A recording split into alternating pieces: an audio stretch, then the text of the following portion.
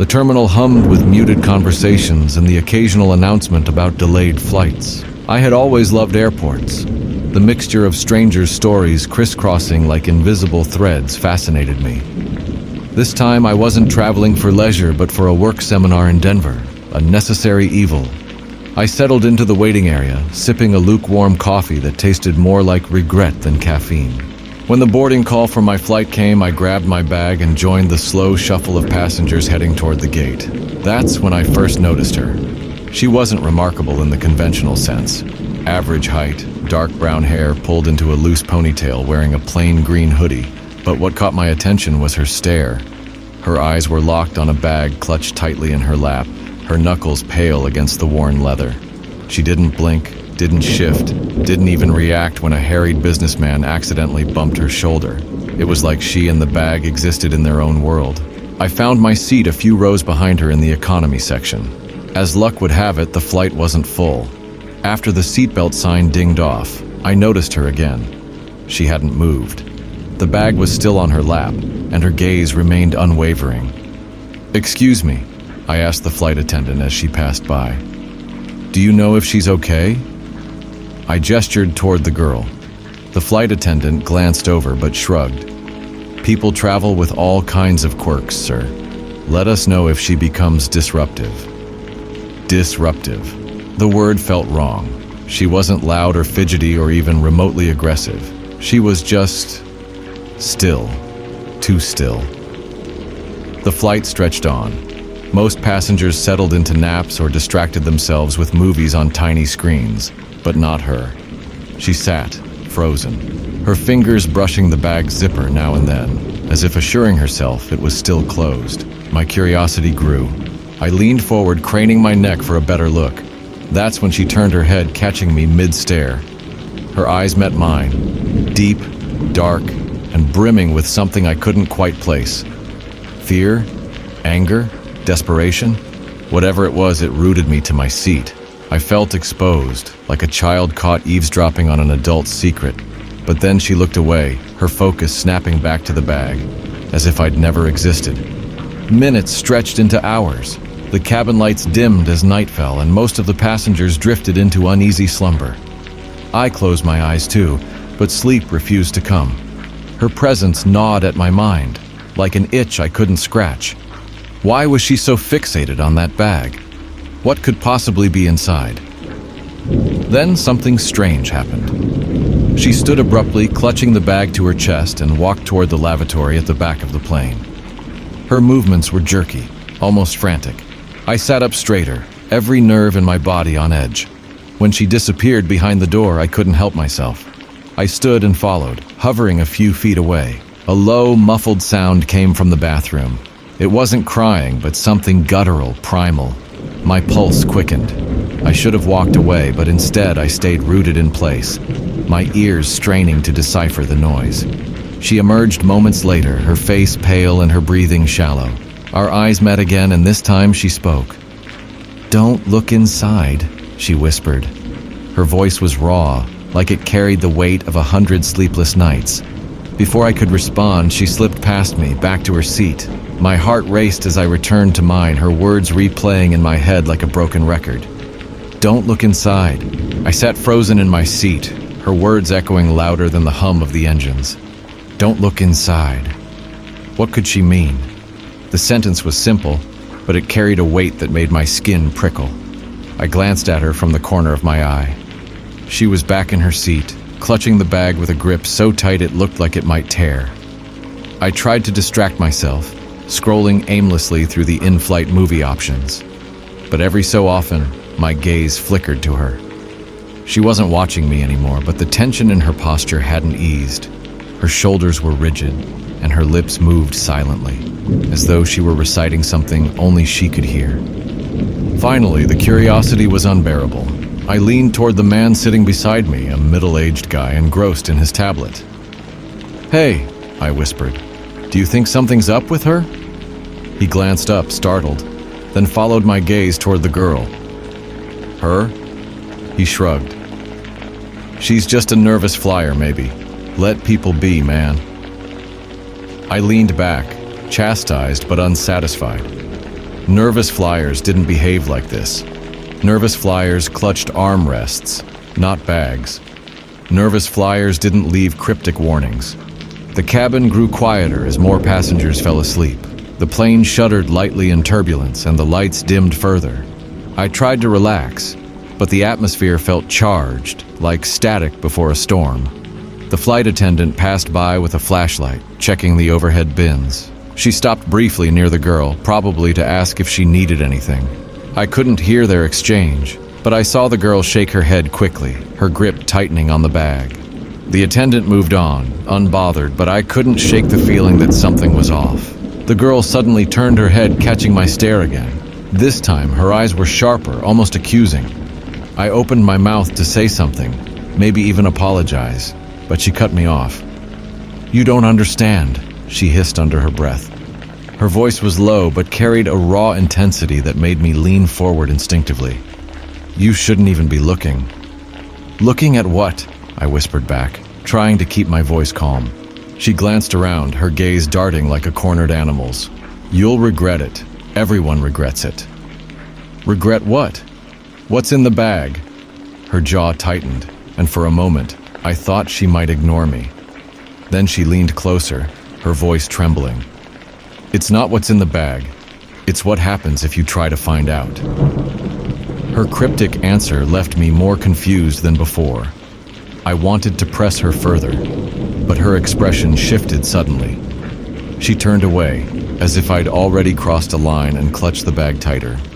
As the flight wore on, I felt the pull of sleep tugging at me. Against my better judgment, I let my eyes close, the hum of the plane lulling me into an uneasy rest. But even in my dreams, her words lingered, haunting and incomplete. I woke with a jolt some time later. The cabin was dark and the girl's seat was empty. My eyes darted around, searching for her. Then I saw her silhouette at the front of the plane, speaking hurriedly with one of the attendants. Her bag hung loosely from her shoulder, its weight pulling it down precariously. I couldn't hear their conversation, but the attendant's expression shifted from confusion to alarm. The girl gestured toward the bag, her movements frantic. Then she glanced back toward the passengers, and for the briefest moment, our eyes met again. Her lips moved, forming words I couldn't hear, but they might as well have been carved into my brain. "Don't follow me." She stormed past the attendant, disappearing into the first-class cabin with her bag. The attendant hesitated before turning and heading toward the cockpit, leaving the rest of us in the dark, literally and figuratively. I sat there, my chest tightening. Whatever this girl was caught up in, it wasn't normal. And whatever was in that bag, it wasn't something she wanted anyone to see. The tension in the cabin was palpable now, like everyone could sense something just beneath the surface but didn't know how to name it. I sat there, my eyes fixed on the curtained partition separating first class from the rest of us. She had disappeared behind it, and I hadn't seen her come back. The flight attendant she had spoken to earlier emerged from the cockpit, looking shaken. She whispered something to another attendant, who immediately nodded and began walking toward the back of the plane. A nervous murmur rippled through the passengers, but no one dared to speak too loudly. I couldn't take it anymore. I stood up, feigning a stretch, and casually made my way toward the curtain. As I got closer, I could hear voices, hers, raised but muffled, and someone else's, calm and firm. It sounded like a man. I edged closer, trying to hear. "You don't understand," she hissed. "I didn't mean for this to happen." "You need to remain calm, ma'am," came the man's measured response. "We can resolve this, but you have to cooperate." "No," her voice cracked. "You don't get it. If anyone opens this bag, it's over. Do you hear me? It's over." I stepped back, unsure what to do. My instincts screamed at me to let it go, to sit down and mind my own business. But I couldn't. Her words tugged at something deep inside me, a need to understand, to connect the dots. I pushed through the curtain, half expecting someone to stop me, but no one did. The first-class cabin was eerily quiet, save for her voice. She stood near the front row, her bag still clutched tightly. A man in a crisp suit, air marshal maybe, stood opposite her, his hands raised in a placating gesture. Her eyes darted toward me and her expression hardened. "What are you doing here?" The words caught in my throat. "I just wanted to make sure you were okay." She laughed bitterly, the sound sharp enough to cut glass. Okay? You think this is about me being okay? The air marshal turned to me, his face stern. Sir, you need to return to your seat. This is a private matter. Private? I snapped, the frustration bubbling over. She's been acting like this the entire flight. What's in the bag? What's going on? Shut up, she yelled, her voice raw and desperate. You don't know what you're talking about. And then, in a move so quick I almost missed it, the air marshal lunged for the bag. She screamed, clutching it tighter, but he managed to yank it free from her grip. The sound of the zipper tearing open cut through the cabin like a knife. No, she screamed, tears streaming down her face. You can't. You don't know what you've done. The air marshal hesitated, the bag dangling from his hand. Something about her desperation gave him pause. He opened his mouth to speak, but then it happened. A faint hum, low and vibrating, filled the cabin. At first, I thought it was the engines, but it grew louder, sharper, like a swarm of angry bees. The lights flickered, and a palpable unease settled over the space. What the hell? The air marshal muttered, looking at the bag like it had bitten him. The girl dropped to her knees, sobbing. It's too late, she whispered. It's already started. I took a step forward, my eyes glued to the bag. The hum intensified, rattling the overhead bins. Passengers peeked through the curtain, their faces pale with confusion and fear. Sir, step back, the air marshal barked, his voice shaky now. But I couldn't.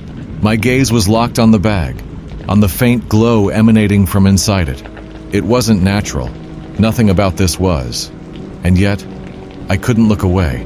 The hum turned into a deafening roar and the lights went out completely.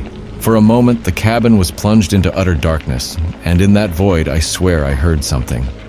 A whisper, soft and sinister, weaving its way into my mind. It said my name. The darkness in the cabin was suffocating, pressing in like an unseen force. The hum from the bag had stopped, replaced by a silence so profound it felt alive. My pulse thundered in my ears as I stood frozen, trying to make sense of what had just happened. The whisper was still there, faint and elusive, circling the edge of my awareness. My name, soft, distorted, and laced with something unnatural. I strained to listen, my mind racing with questions I didn't know how to ask. Turn the lights back on, someone shouted from the economy cabin, their voice high-pitched with fear. The girl was huddled on the floor now, her arms wrapped tightly around herself. It's too late, she muttered, rocking back and forth. It's too late for all of us. The air marshal snapped his fingers, trying to pull himself together. Ma'am, calm down. I need everyone to stay where they are. The power's going to come back in a moment. He didn't sound convinced. His hand hovered near his hip, and I noticed the faint outline of a holstered weapon. He wasn't reaching for it. Not yet, but his unease was written all over his face. Whatever's in that bag, I said, my voice trembling. It's not normal. The air marshal shot me a glare. You're not helping. I didn't ask to help. My frustration boiled over. She told me not to look inside. You ignored her. Now listen to her before this gets worse. The girl looked up at me then, her eyes hollow and filled with something I couldn't describe. Not fear exactly, resignation. She gestured weakly toward the bag, which lay on its side a few feet away, its contents hidden by the shadows. You can't undo it, she whispered. It's not just what you saw, it's what saw you. A chill ran through me, not the cliched kind of cold, but a gnawing awareness that she wasn't lying. Something had shifted, and it wasn't just in the cabin, it was in me. Don't touch it, she added, her voice urgent now. Don't go near it.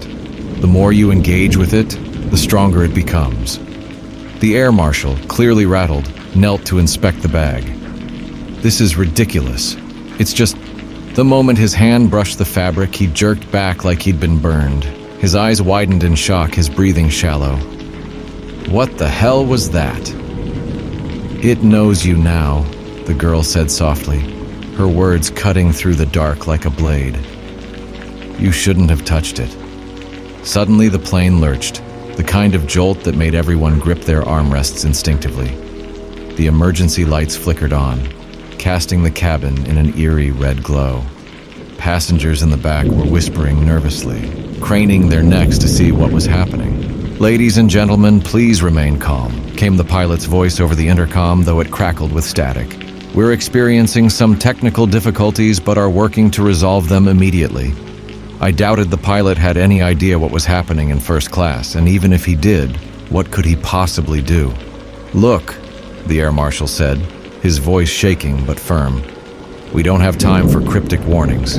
What's in the bag? What did you bring on this plane?" The girl didn't answer right away.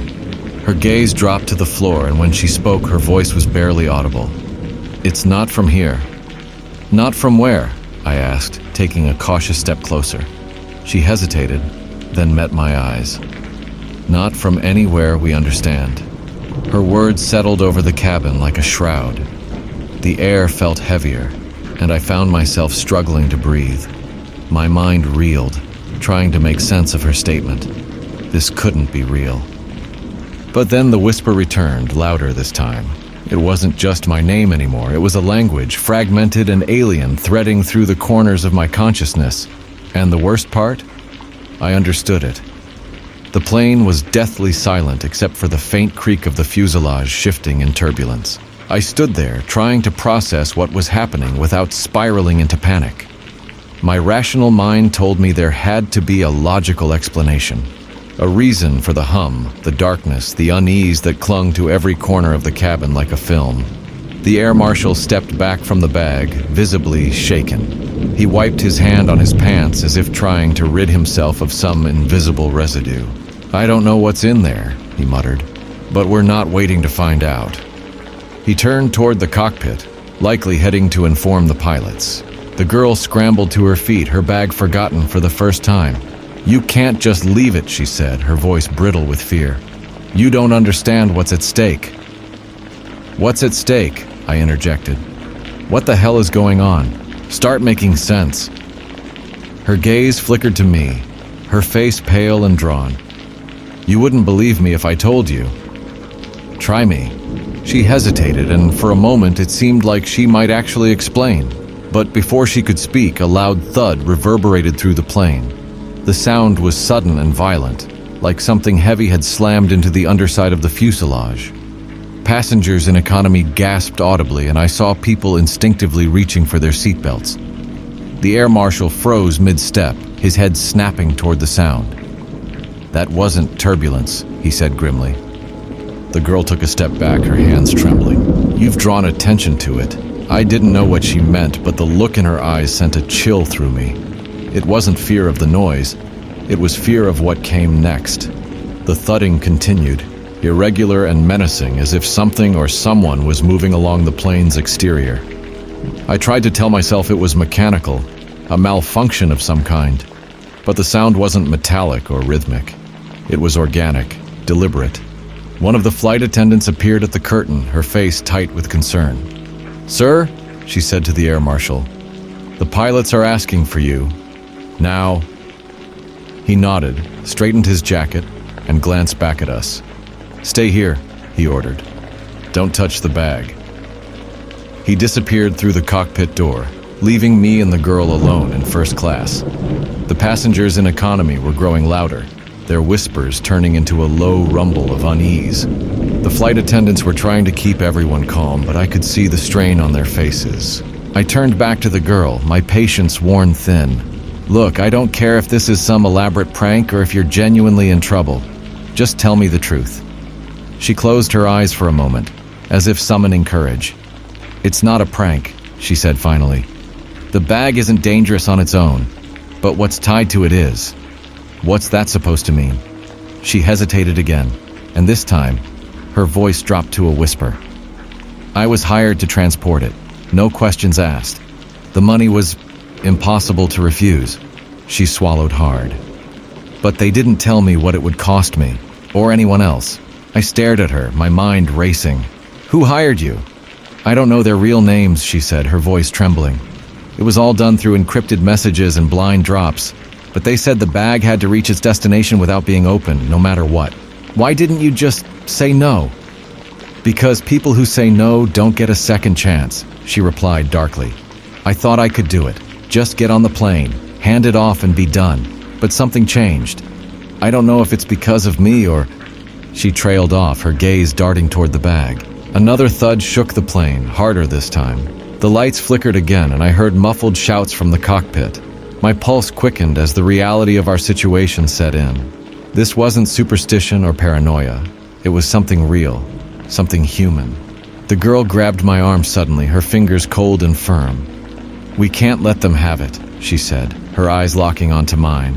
"Let who have it?" Before she could answer, the cockpit door burst open and the air marshal stumbled out, his face pale. "Everyone needs to sit down and secure themselves. Now." "What's going on?" I demanded. He didn't answer. He just pointed toward the bag, his expression grim. "That thing stays here. Don't touch it, don't move it. If anyone asks, you didn't see a damn thing." The girl looked at him, her face a mask of fear and anger. "You don't get it, do you? You're out of time." And just as she said it, the plane dipped sharply, throwing us all off balance. The bag slid across the floor, its zipper splitting open just enough to reveal a glimpse of what was inside. I wish I hadn't looked. The bag tumbled to the side and its zipper gaped open. For a moment, none of us moved.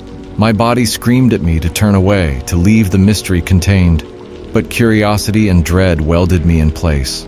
Through the narrow slit, I saw what looked like a bundle of smooth black material. It reminded me of wet leather, glossy yet strangely organic. It wasn't until the girl dove for the bag, frantically pulling the zipper shut, that I realized I had been holding my breath. "What's in there?" I asked, my voice low but forceful. She looked at me, desperation etched into her face. "You don't want to know." "That's not good enough anymore," I said, stepping closer. "This plane is in trouble, and it's because of whatever you're carrying. If you don't tell me what's going on, we're all going to pay the price."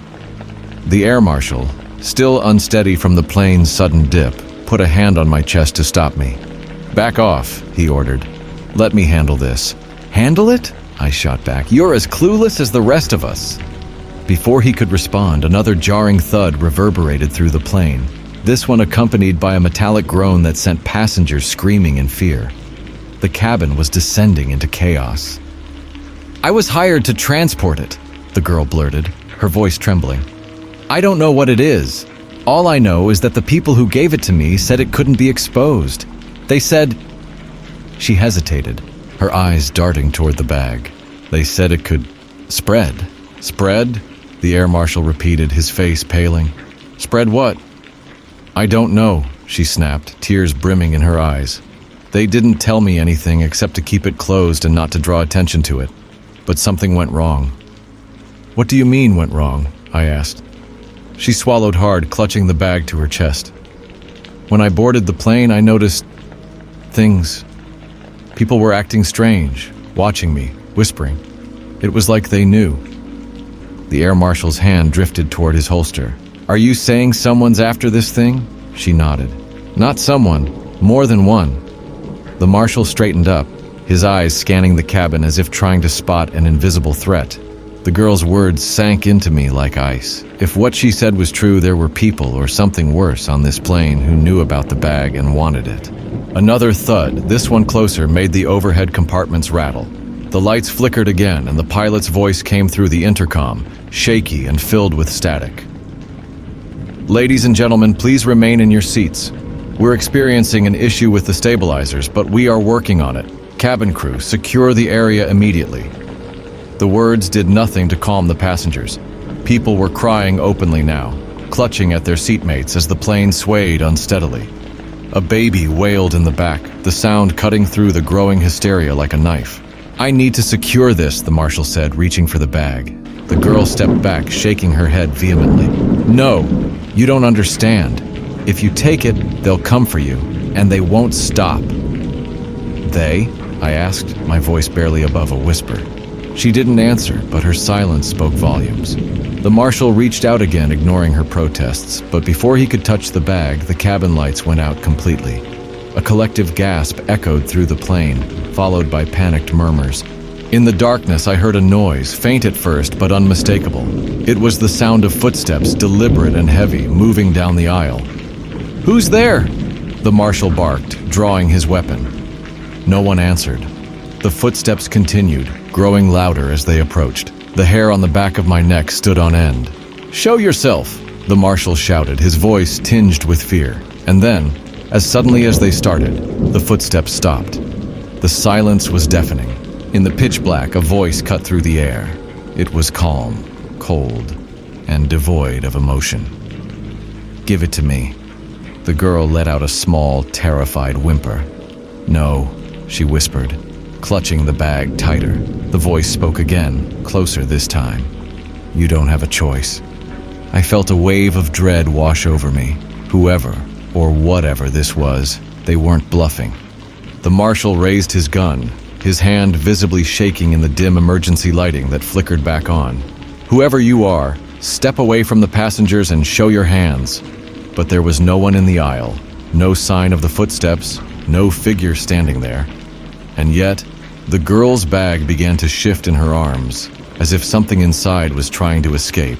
The bag twitched violently, causing the girl to drop it to the floor with a choked gasp. It landed with a heavy thud, but the movement didn't stop. Instead, the zipper strained against whatever was inside, bulging and writhing as if alive. Passengers were now screaming in earnest, their voices blending into a cacophony of fear.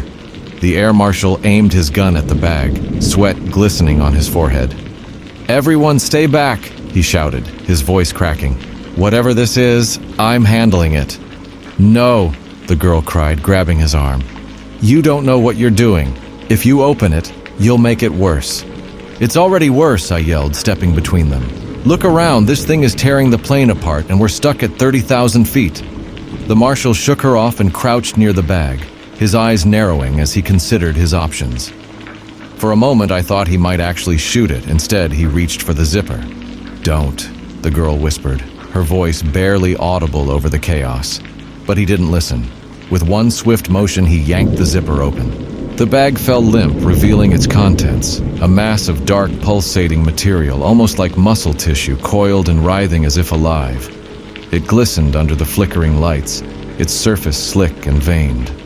The smell hit us next, sickly sweet and metallic, like rotting fruit mixed with blood. "What the hell is that?" someone screamed from the back of the plane. The marshal stumbled backward, his gun clattering to the floor. "That's not possible," he muttered, his face pale. The girl collapsed to her knees, her hands trembling as she stared at the exposed contents of the bag. "It's alive," she whispered, tears streaming down her face. "They lied to me. They said it was dormant." "Who are they?" I demanded, grabbing her shoulders. "Who gave you this?" She looked up at me, her expression hollow. "I don't know their names," she said, "but they said it had to stay contained, that if it woke up, it would spread." "Spread what?" the marshal asked, his voice shaking. Before she could answer, the mass in the bag convulsed violently, sending out a spray of viscous black liquid. It hit the marshal first, splattering across his face and chest. He screamed, clawing at his skin as the substance began to burn, smoke rising from his flesh. "Get it off!" he shrieked, stumbling blindly toward the aisle. Passengers recoiled in horror as the liquid dripped from him, eating through the carpet and leaving behind jagged, smoldering holes. The girl grabbed my arm, pulling me away from the bag. "We have to move," she said urgently. "It's not safe here." "No kidding," I snapped, my mind racing. "What's it doing to him?" "It's feeding," she said, her voice trembling. "That's how it spreads. It latches onto anything alive and consumes it, grows stronger."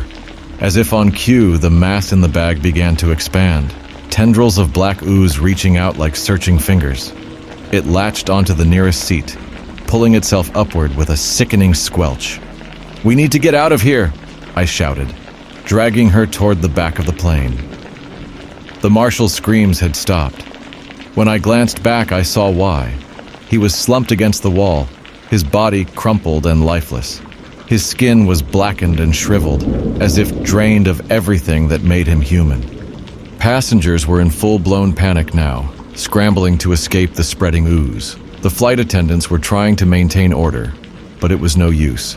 The thing from the bag was growing, its tendrils snaking along the walls and ceiling, leaving a trail of destruction in their wake. "We can't let it reach the cockpit," the girl said, her voice desperate. "And how do we stop it?" I snapped. She hesitated, then pulled a small vial from her pocket. It was filled with a clear liquid that shimmered in the light. "They gave me this," she said. "They said it was a failsafe, but they didn't tell me how to use it." "You're telling me you don't even know if it works?" She shook her head. "It's our only chance." I grabbed the vial from her hand and turned to face the creature. The tendrils were moving faster now, spreading toward the cockpit like roots searching for sustenance. "Stay behind me," I said, my voice steadier than I felt. "If this doesn't work, we're all dead." I stepped forward, the vial clutched tightly in my hand. The creature seemed to sense me, its tendrils pausing for a moment before surging toward me with terrifying speed. With a deep breath, I hurled the vial at the center of the mass and braced for impact. The vial shattered against the writhing mass, and the liquid inside sizzled on contact. For a split second, I thought it might actually work. The tendrils recoiled, pulling back into the bag with a wet, sucking noise, and the passengers fell silent, holding their breath as hope flickered in the chaos. Then the smell hit us, acrid and metallic, like burning wires and spoiled meat. The black mass convulsed violently, shuddering as if in pain, but instead of disintegrating, it expanded. Tendrils erupted outward, faster and more aggressively than before, climbing the walls and ceiling with horrifying precision. "You said that would stop it!" I shouted at the girl. I thought it would," she stammered, backing away. "They told me it was a neutralizer." "Well, they lied," I snapped, grabbing her wrist and pulling her toward the back of the plane. The other passengers were already in chaos, fighting to push toward the emergency exits. The air was thick with screams and the sound of tearing fabric as the creature spread, wrapping itself around seats and consuming anything it touched. One man tripped in the aisle, his leg brushing a tendril. Within seconds, it latched onto him, dragging him toward the growing mass as he clawed at the floor, his screams echoing in the cabin. "We have to get to the cargo hold," the girl said, her voice trembling. "What's in the cargo hold?" I demanded, dodging a tendril that snapped toward us like a whip. "Another vial," she admitted, "a backup, but it's different, stronger." "You're just telling me this now?" She didn't answer, her face pale as she focused on navigating the crowded, panicked aisle. The creature was forcing the remaining passengers toward the back of the plane, its tendrils cutting off any path forward. As we reached the rear of the cabin, the flight attendants were trying and failing to deploy the emergency slide. The mechanism was jammed, the doors stubbornly refusing to budge. "We're trapped!" someone yelled, their voice tinged with hysteria. "No, we're not," I said, pointing to the floor. "The hatch to the cargo hold. We can get through there." "Are you insane?" a middle-aged man shouted, his face contorted in fear. "You want to go closer to whatever that thing is?" "If you stay here, you'll end up like him," I snapped, gesturing toward the passenger who had been dragged into the mass. The man's body was barely visible now, consumed and unrecognizable. The girl knelt by the hatch, her hands shaking as she fumbled with the latch. "Help me," she whispered, her voice cracking. I dropped to my knees beside her, forcing the latch open with a grunt. The hatch gave way, revealing a narrow ladder leading into the dimly lit cargo hold below. "Go," I said, gesturing for her to climb down first. She hesitated, looking at me with wide, terrified eyes. "What if it follows us?" "Then we'll deal with it down there," I said firmly. "Just go." She nodded and disappeared into the darkness. I turned to the remaining passengers, most of whom were frozen in fear. "If you want to live, follow us now." A few brave souls scrambled toward the hatch, climbing down one by one. As I descended, I could hear the creature above, its tendrils tearing through the cabin with relentless force. The cargo hold was cold and dim, the only light coming from a flickering bulb overhead. The girl was already rifling through a metal crate, her hands trembling as she searched for the second vial. "Hurry," I urged, glancing up at the hatch. The sound of the creature's approach was getting louder.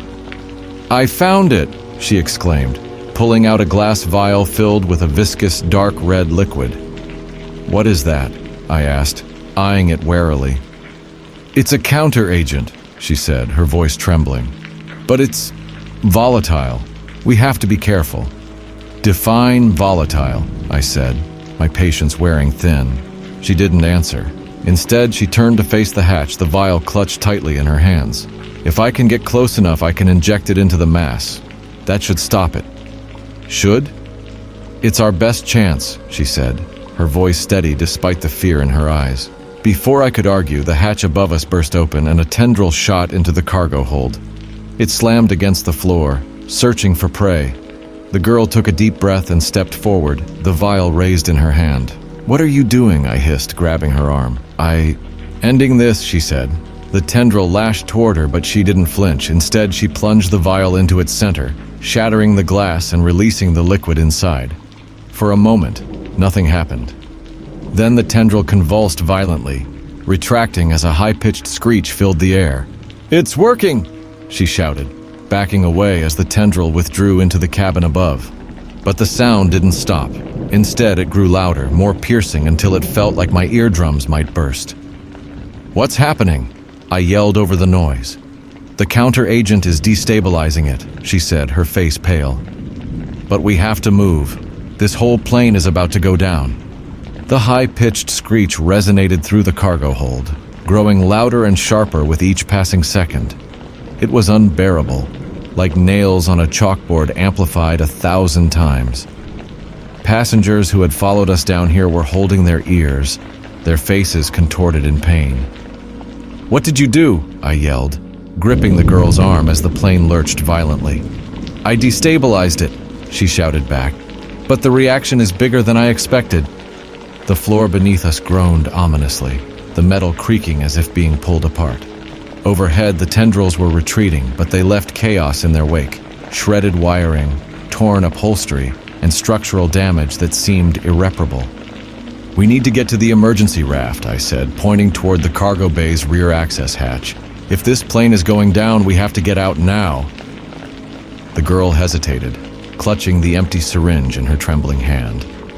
"What about the others?" "They're on their own unless we figure this out," I snapped. "You can't save everyone if we're dead." Reluctantly, she followed as I led the way through the narrow passageway. The cargo hold was a labyrinth of stacked crates, suitcases, and equipment all jostling violently with the turbulence. Each step was a challenge, as the ground beneath us tilted unpredictably. A man behind us stumbled, falling hard against a metal crate. Blood streaked his forehead as he pushed himself up. "Help me!" he begged, his voice desperate.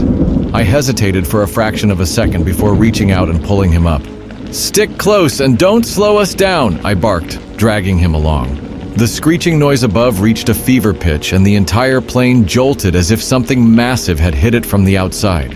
Suitcases toppled, crates slid, and a deafening crash echoed as a large container smashed into the sidewall, leaving a gaping dent. "Move," the girl urged, practically shoving me forward. We reached the rear access hatch, only to find it jammed shut. The mechanism had been warped by the chaos above, leaving us trapped. "It won't budge," I growled, slamming my shoulder against the hatch. "There's a manual override lever," the girl shouted, pointing to a panel beside the door. I pried it open, revealing a rusted lever that looked like it hadn't been used in decades. "This better work," I muttered, yanking it with all my strength. The hatch groaned, then popped open with a blast of freezing air. The roar of the wind outside was deafening, the darkness beyond a stark reminder of how high we were. "Where's the raft?" the girl asked, scanning the cargo bay. "There." I pointed to a yellow container strapped to the wall. Together, we wrestled it free, the effort draining every ounce of energy we had left. As we prepared to deploy the raft, a sudden movement caught my eye. One of the tendrils had found its way into the cargo hold, slithering down the wall like an eel. "It's still alive!" I shouted, grabbing a loose metal pipe from the floor. The girl froze, staring at the tendril as it writhed toward us. "It shouldn't be," she said, her voice barely audible over the chaos. "Well, it is," I said, stepping between her and the creature. "Get the raft ready." The tendril struck, lashing out with terrifying speed. I swung the pipe, the impact sending a jolt up my arm. It recoiled briefly but came back stronger, its movements more erratic, as if enraged. "Hold it off!" the girl shouted, fumbling with the raft's release mechanism. "I'm trying," I snapped, dodging another strike. The pipe wasn't doing much damage, but it was enough to keep the creature at bay, for now. Finally, the raft deployed with a loud hiss, inflating rapidly as the girl dragged it toward the open hatch. "Get on!" she yelled, holding the raft steady. I swung the pipe one last time before diving onto the raft, pulling her up as the tendril surged toward us. "Cut it loose!" she screamed, reaching for the release lever on the raft. I grabbed it and yanked, sending the raft tumbling out of the plane. The wind roared around us as we plummeted into the darkness, the tendrils snapping wildly above as if trying to follow. For a moment it felt like we were free, falling, yes, but alive. Then the explosion came. A massive fireball erupted from the plane, illuminating the night sky and sending shockwaves that rocked the raft. The tendril vanished in the blaze, consumed by the very chaos it had created. We hit the ocean hard, the impact knocking the wind out of me. The cold water soaked us instantly, and for a moment I thought we might not resurface. But we did.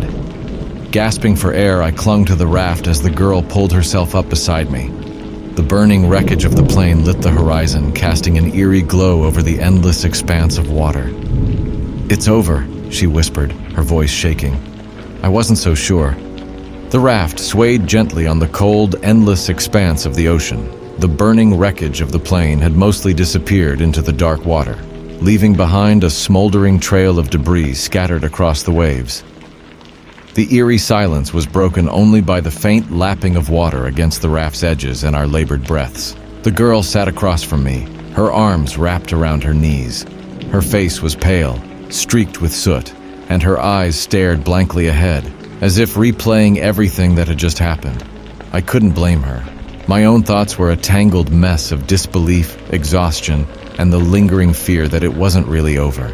"Did you know this would happen?" I finally asked, my voice rough. She didn't respond at first, her gaze fixed on the horizon. Then quietly she said, "I didn't think it would get this far. They told me it was contained." "Who are they?" I pressed, leaning forward.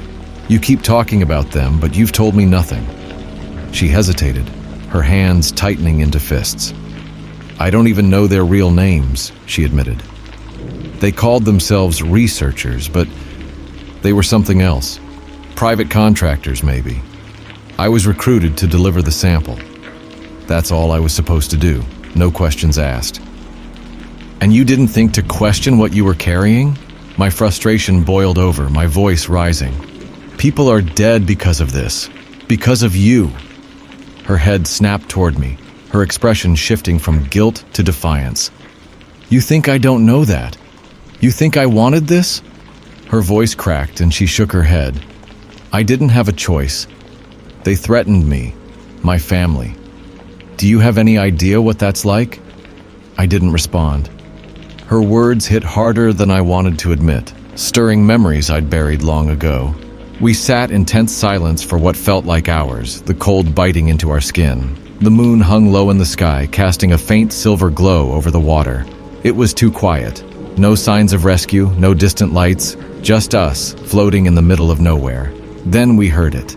A soft splash followed by another. The girl tensed, her eyes darting to the water. What was that? I scanned the darkness, my heart pounding. "Probably debris," I said, though I didn't believe it. The splashes grew louder, more frequent, circling the raft like predators closing in. I grabbed the metal pipe I'd managed to keep and held it tightly, my palms slick with sweat. Something bumped the bottom of the raft hard enough to make us lurch. The girl let out a gasp, clutching the edges for balance. "This isn't possible," she whispered, her voice trembling. "It can't survive out here." "What can't?" I demanded, though deep down I already knew. Before she could answer, the raft tipped violently to one side, throwing us both off balance. I scrambled to stay upright, my fingers gripping the edge as something brushed against my leg beneath the water. "It's here," she whispered, her face pale with terror. I didn't need to see it to know she was right. The tendrils, the same ones from the plane, were wrapping around the raft, their oily black surfaces glinting faintly in the moonlight. I swung the pipe wildly, striking one of the tendrils as it slithered over the edge. It recoiled with a hiss, but more took its place, tightening their grip on the raft. "We can't fight it," the girl said, her voice barely audible. "Not out here." "Then what do we do?" I shouted, the panic rising in my chest. She hesitated, her eyes darting to the bag she'd carried this whole time. "There's one thing left," she said slowly. "But it's a last resort." "What's in the bag?" I demanded, my patience wearing thin. She opened it, revealing a small metal canister with a red button on top. "It's an emergency failsafe. If the sample couldn't be contained, They said this would destroy it completely, but it'll take us with it. You're kidding, I said, my voice flat. She shook her head. This thing wasn't supposed to exist. They created it in a lab, but it's evolved beyond their control. If it spreads, it could destroy everything. Another violent lurch nearly capsized the raft. The tendrils were relentless now, pulling us closer to the water. We're out of time, she said, her hand hovering over the button. You need to decide. I stared at her, at the canister, at the tendrils dragging us towards certain death. There was no good choice, no escape. Do it, I said finally, my voice steady. She nodded, tears streaming down her face as she pressed the button. The canister beeped once, twice, then began to emit a low, ominous hum. The tendrils reacted immediately, thrashing violently as if sensing their end. Hold on, she screamed, clutching the edge of the raft. The explosion was blinding, a flash of white light that consumed everything. The last thing I saw was her face, etched with equal parts fear and determination. And then, nothing. When I woke, I was alone, floating on a piece of debris. The horizon was empty, the girl and the raft gone. The water was eerily still, as if the chaos had never happened. But I knew better. Some things can't be erased, some debts can't be repaid, and some nightmares never truly end. The faint sound of splashing reached my ears, and I turned toward the horizon, dread pooling in my stomach. It wasn't over.